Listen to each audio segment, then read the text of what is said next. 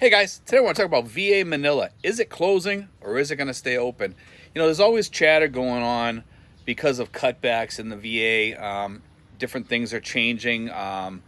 Some people, they can't get a primary care physician unless they have a certain percentage or a certain type of illness or whatever. They're going in there and they're saying, hey, I want to have a primary care physician like I did back in the U.S. They're not giving them that because they can get covered by FMP or what have you. And there's a lot of things that are happening in the VA itself. And it seems like VA Manila usually gets hit the worst. Back home, they're still covering people for their primary service-connected illnesses and more. But here, they only cover you for service connections, and some of those get sent out to FMP, Foreign Medical Plan. The Foreign Medical Plan takes care of that. Now, when I was talking to Dan, the outgoing clinic boss there, he was telling me that he just hired 10. He put in for 10 more people, and from what I understand, I think he said that it was approved.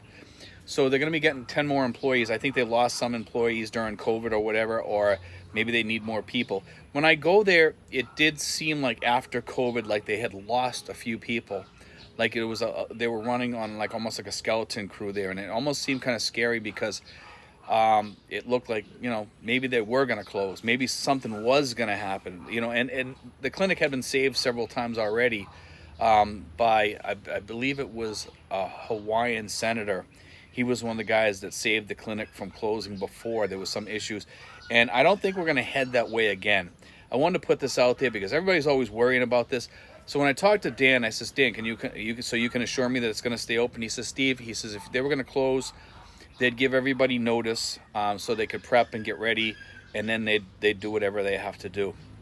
And they'd probably have talks with you guys on how to, how to go about things and what to do with the clinic close, and what you have to worry about, what you don't have to worry about. Do you still have to do a yearly visit in the clinic to keep your service connected pension going, or what have you? There's a lot of concerns if it does close down. Let's face it, a lot of us here, they get 10% disabilities, 50%, 70%, or 100% disabilities here for things that they for service connections in the military that you had. And we take a big hit here because of the fact that we can't just go to a hospital and use that hospital for our total, for everything, because over here it's just a clinic, it's not a hospital. And a lot of people that come over here, they're under this perception that the clinic here is a hospital, and I still call it a hospital once in a while. I do see my doctor there, but it's really just a VA clinic, and they don't really cover that much. They don't have, when I first came here, they actually had more. They had orthopedics, they had different things. You could get a cane if you needed a cane. There was a time when I was having back issues, and I thought I was going to need a cane because I was having problems in the morning getting up and walking because of my back. And then I was going to ask for a cane, and then when I did ask for a cane, they says, "Oh, Steve, they just closed orthopedics, so you can't get a cane." Fortunately, that pain isn't as bad as it was before. When I get up in the morning, I notice if I go for a walk, it starts functioning better. My back starts functioning better. I start feeling better.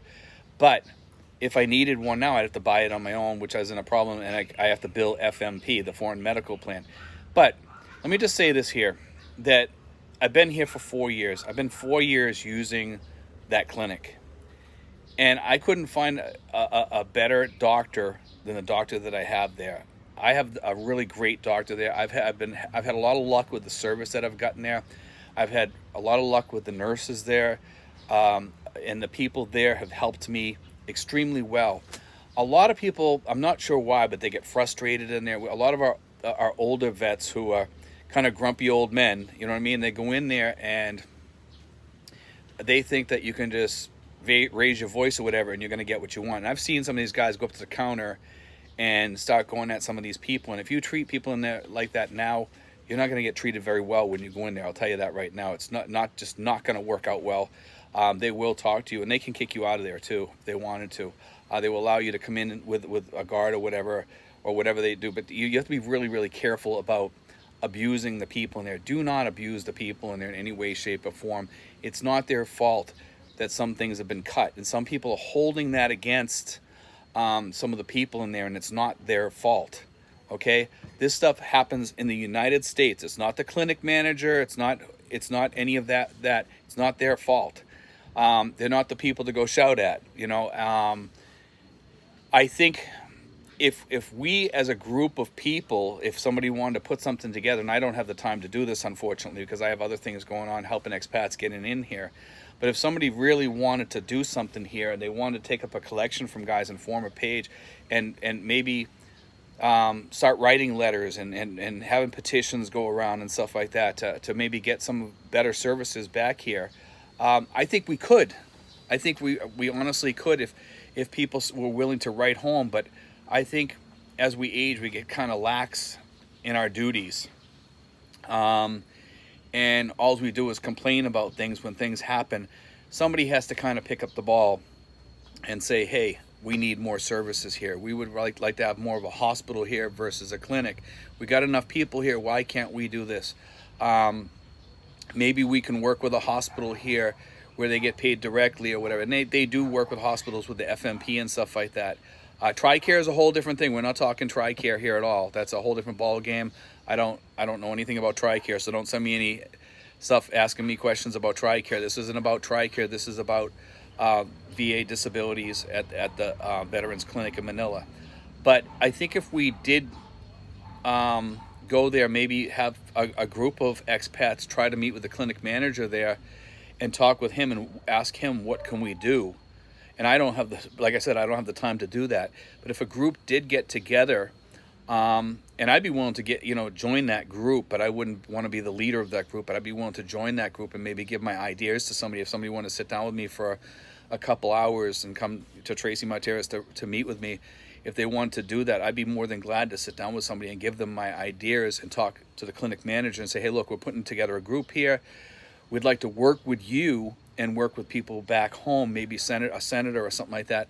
And maybe if you send a letter signed by 500 of our expats over here that use the clinic, you might start getting someplace. I think the clinic manager here would probably work pretty well with you. They're usually friendly people, the clinic managers here. They're pretty upbeat people, most of the people. When I was talking with Dan, and I've talked with him several times and asked him questions, both through emails or what have you, he's a very nice man, but I think we need some leadership on the expat side, because a lot of the stuff that we've lost, we should still have over here, because there's Filipinos that served in the U.S. military, okay, and they lose those rights when they leave the United States. They come over here and they don't have those, because a lot of them are Filipinos. They want to move back here, but there's a lot of Filipinos in the U.S. military, and they leave the U.S., they come over here, this is where their family is, and they come back here and they lose all those things that the VAs in the U.S. have. And that goes for us too. When we leave the U.S., we lose that. Granted, we still get our VA disability pensions, we still get our service connections taken care of, but we have to file with FMP, and a lot of times it's a pain in the butt. A lot of times I end up covering some of that stuff myself and pay for it out of pocket on my own, because I just don't want to deal with FMP. FMP is a pain in the butt, and you have to wait a long time. They have to have certain, everything has to be on that paper and on the documents that you send them, or they will not send you a check. And I've put in for a few things. It was only some small items, and they wrote back and said, well, you need this, and here from the hospital, and for the amount of money that I was asking for, I was like, you know what, I'll just eat it. And I'm sure a lot of people feel that same way about that. I pay for a lot of medications, and now I have to pay for some Tramadol coming up probably like in October. I'm going to have to start paying for Tramadol out of my pocket.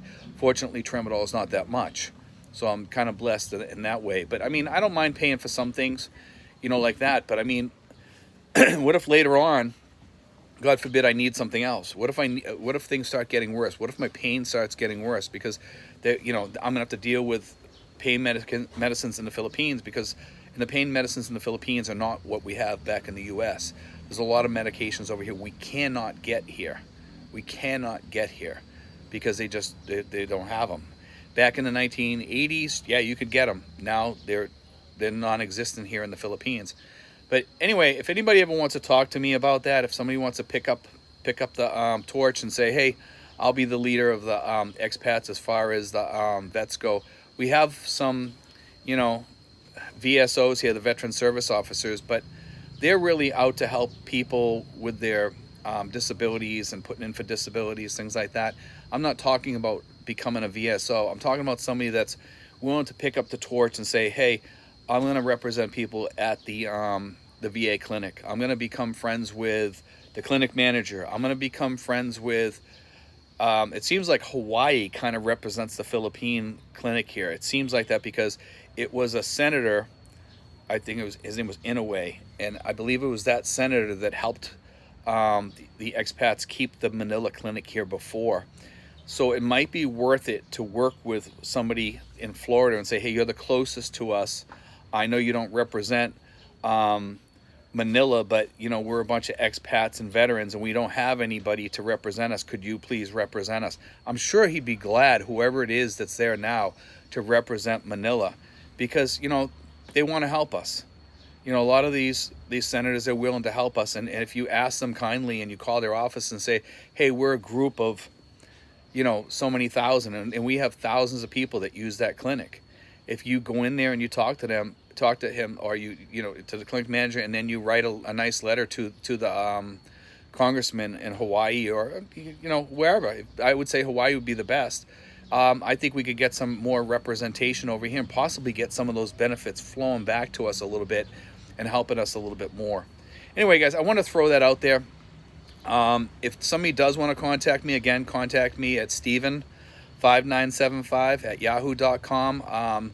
I'll if I get 100 or more emails, I'm not gonna be able to answer them all, but I'll answer the first few people, and as soon as I meet with somebody, I won't contact anybody else. I won't be able to contact everybody, obviously, because I get pretty busy here, you know, doing my own thing here, helping expats come in here. But if somebody wants to sit down and talk with me, I'll give them my ideas, or just talk to me over the phone or what have you. We can do it that way too. I don't think it's that hard. You just got to get in touch with the clinic manager and start talking to people. Maybe stand out in front of the VA clinic there, and start talking to people and getting some names and having them sign a petition or something like that to get some more services in there, you know, and possibly get a hospital maybe that we can just go over there with a paper from the VA and go over there and start using that hospital. Maybe we can get something like that. I know we have the FMP, but maybe we can get something special here where we don't have to be using that FMP, which is more of a pain in the butt than anything else. Anyway, guys, God bless. Take care. I hope you enjoyed today's show.